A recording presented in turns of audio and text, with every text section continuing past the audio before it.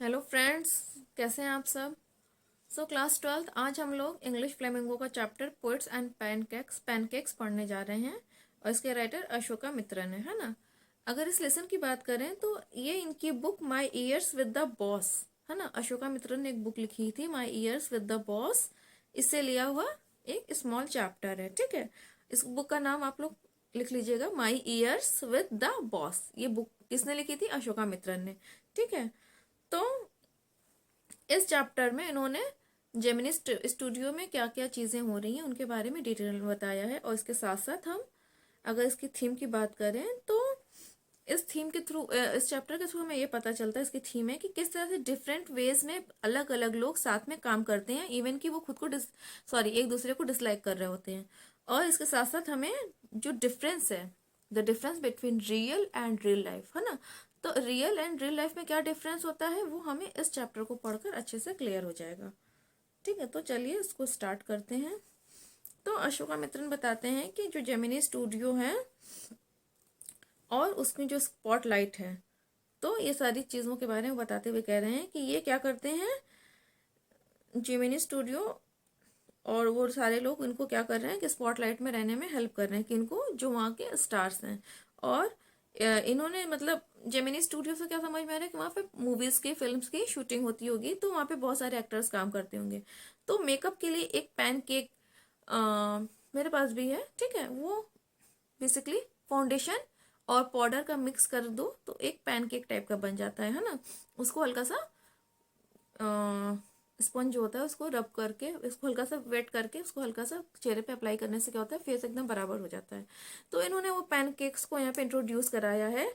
और ये जो मेकअप ब्रांड है जेमिनी स्टूडियोज का, ये इन्होंने ट्रक लोड्स में, मतलब इतने सारे भर भर के इन्होंने मंगवाए हुए हैं। तो फिर वो एक्टर और एक्ट्रेस के प्लाइट के बारे में बताते हैं, उनकी सफरिंग के बारे में बताते हैं कि किस तरह से उनको मेकअप रूम में रेडी होते टाइम कितनी ज़्यादा स्पॉटलाइट्स को अपने फेस पे सहन करना पड़ता है, बेयर करना पड़ता है ना। और जो मेकअप डिपार्टमेंट उनके अकॉर्डिंग कि ये क्या करते हैं, इतने ज़्यादा मेकअप का यूज़ करके उनको अगली क्रिएचर्स में बदल डालते हैं, यानी कि बदसूरत क्रिएचर्स में बदल डालते हैं। और वो बहुत ही शॉकिंगली वो कहते हैं कि जो ऑफिस बॉय है जो मेकअप डिपार्टमेंट का, तो उसका टास्क ये है कि वो इन जो प्लेयर्स हों, जब वो पूरा क्राउड में शूटिंग कर रहे हो तो उनके चेहरे को क्या करना, पेंट करना है ना। पेंट करने से मतलब वही मेकअप का टचअप पैचअप करना है। ठीक है, टचअप पैचअप करना।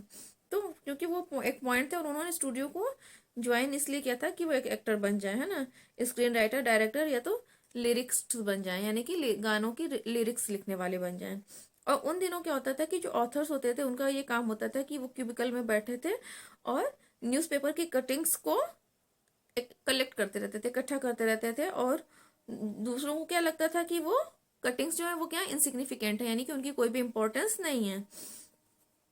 तो ऑफिस बॉय क्या करता था, वो टाइम टाइम पे आता था और क्या उसको पता होता था कि वो उनकी कंप्लेंट्स के थ्रू बॉदर होगा, यानी कि उसको परेशान किया जाएगा।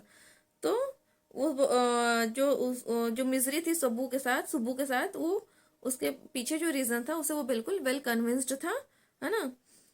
उसको ये लगता था कि सुब्बू के पास एक एडवांटेज है क्योंकि वो एक ब्राह्मण है ना। ब्राह्मण होना आपको पता है कि कहीं कहीं पे उसको एडवांटेजेस मिलते हैं, तो उसको भी यही लगता था उस ऑफिस बॉय को। ठीक है,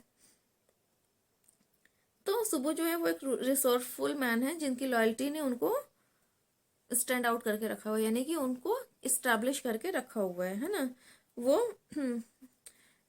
होता है ना फिल्म्स के लिए जो कुछ चीज़ें जो बहुत ही इसेंशियल होती हैं, तो वो भी यहाँ पे उनको कंपेयर किया गया टेलर से है ना, कि वो फिल्म्स के लिए टेलर है क्योंकि उनके बिना फिल्म को बनाना इम्पॉसिबल है। टेलर किसको कहते हैं? कपड़े सिलने वाले को। तो वैसे ही सुब्बू की यहाँ पे बताया गया है कि वो बिल्कुल एक टेलर की तरह है कि उनके बिना फिल्म मेकिंग करना, यानी कि फिल्म को सिलना, उसको बुनना इम्पॉसिबल है। ठीक है, तो वो बहुत ही वेलकमिंग है और अपनी हॉस्पिटैलिटी की वजह से जाने जाते हैं, यानी कि जो उनकी मेहमानदारी है, उनका वे ऑफ ट्रीटमेंट है टुवर्ड्स हिज गेस्ट, इसकी वजह से वो बहुत जाने जाते हैं।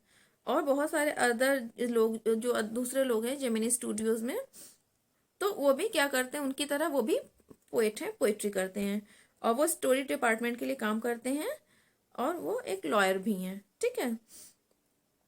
तो लोग उनको जनरली क्या कहते हैं, एक the opposite of a legal practitioner, यानी कि जो लीगल प्रैक्टिशनर है उसका ये जस्ट अपोजिट है, ऐसा लोग उनको एड्रेस करते हैं। वो काफ़ी लॉजिकल और न्यूट्रल मैन है, और वो उस रूम में मतलब जो कि ड्रीमर्स से एकदम भरा हुआ है उसमें वो कैसे हैं, लॉजिकल और न्यूट्रल मैन।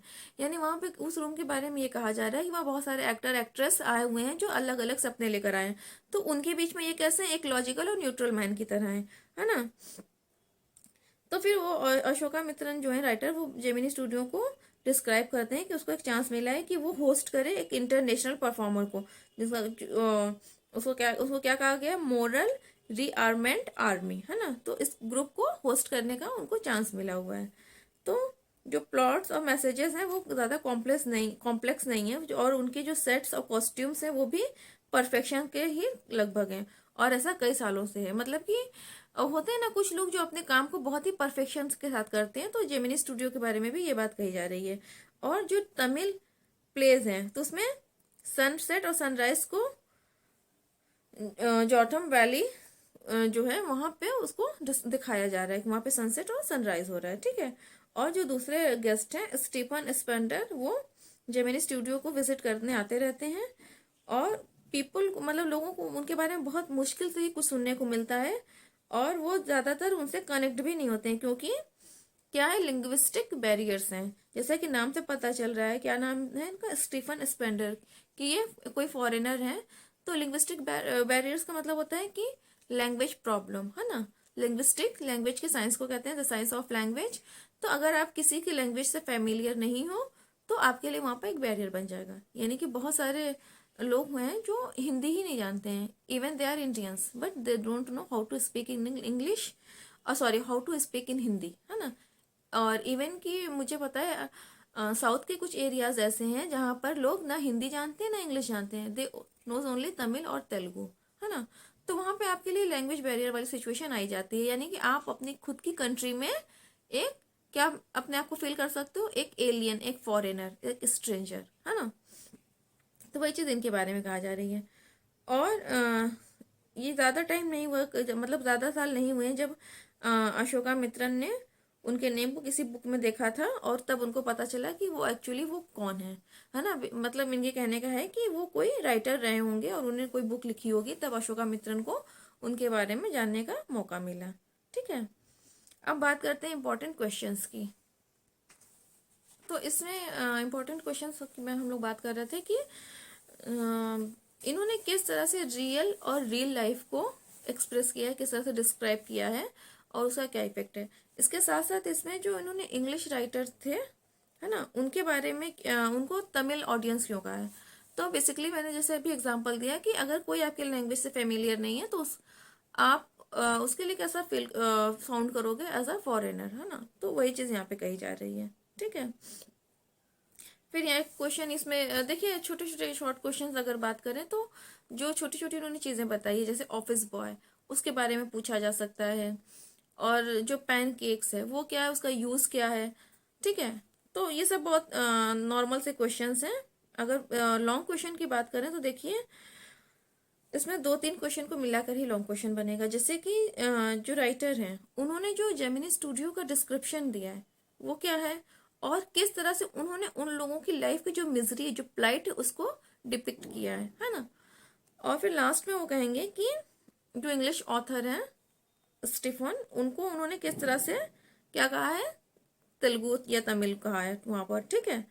तो और इसके साथ साथ वहाँ पे ये एक हो जाएगा कि जो सुब्बू है, तो सुब्बू को नंबर 2 क्यों कंसिडर किया जाता है जेमिनी स्टूडियो में, है ना। तो हम लोगों ने क्योंकि अभी समरी पढ़ी थी तो मैंने ये वाला इंसिडेंट आप लोगों को नहीं बताया था। बेसिकली सुब्बू को नंबर 2 इसलिए कंसिडर किया जाता है जेमिनी स्टूडियो में कि जो द बॉस हैं, ना जो बॉस हैं, तो उन सुब्बू ने क्या किया है कि उनकी फ्लैक्ट्री करके, यानी चापलूसी कर करके उनकी लाइफ में अपनी बहुत ज़्यादा इंपॉर्टेंस बना ली है ना। बॉस को जब भी कुछ चाहिए होता है तो सुब्बू हमेशा वहाँ पे उस चीज़ के साथ तैयार खड़े मिलते हैं। तो इस तरह से उन्होंने अपना नंबर 2 का प्लेस वहाँ पे बना लिया है, तो लोगों ने उनको नंबर 2 कहना शुरू कर दिया है। नंबर 2 का मतलब यहाँ पे ये है कि वो बॉस के बाद सेकंड नंबर पर आते हैं, ठीक।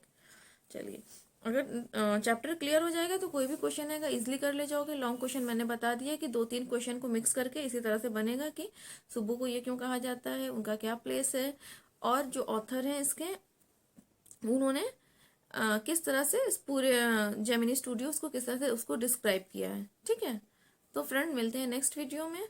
अच्छे से अपने एग्जाम्स की तैयारी कीजिएगा और जो भी मेन मेन पॉइंट्स हैं उस पर फोकस कीजिए। ठीक है, best of luck, bye bye.